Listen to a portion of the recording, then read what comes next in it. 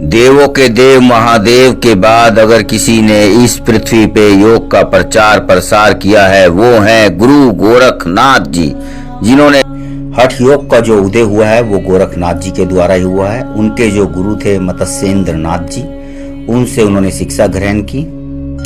गोरखनाथ जी का जो ज्ञान था वो बहुत उच्च कोटि का था। उनको 72,000 नाड़ियों का पूर्ण ज्ञान था।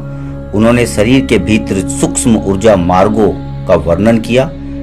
उन्होंने इड़ा, पिंगला और सुषुम्ना जैसी नाड़ी को गहराई से समझा और यह समझा कि कैसे श्वास पर ध्यान लगाकर व्यक्ति अपने जीवन की प्रत्येक आवश्यकता को पूरा कर सकता है।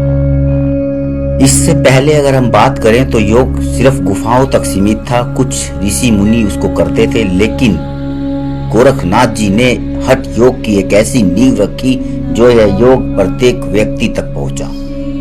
गोरखनाथ जी का समय जो था वो विद्वानों के साथ चर्चा करने में अधिकतर निकलता था, लेकिन इसके पश्चात भी उन्होंने पूरे भारत से लेकर नेपाल, तिब्बत, अफगानिस्तान तक योग का प्रचार प्रसार किया और उन्होंने बताया कि किस प्रकार योग एक क्रिया नहीं है, ये वैज्ञानिक आधार है। ये किसी व्यक्ति के व्यवहार को सुधार कर उसे नया जीवन दे सकता है।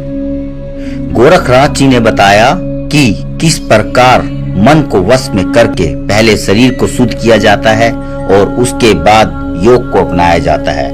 नहीं तो शरीर एक कच्चा घड़ा है, योग द्वारा इसे पकाने की जरूरत है। अगर शरीर नहीं पकेगा तो यह अपने जीवन के महत्व को प्राप्त नहीं कर पाएगा।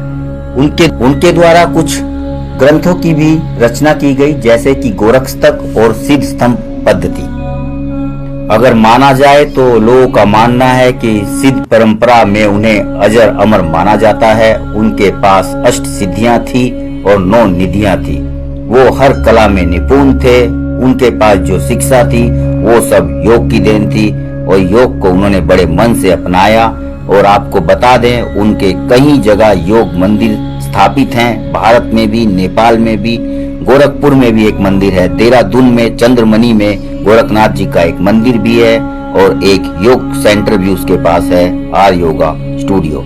तो गोरखनाथ जी ने जो साइंस को आज हम लोग ढूंढ रहे हैं उस साइंस के बारे में वो पहले से ही जानते थे।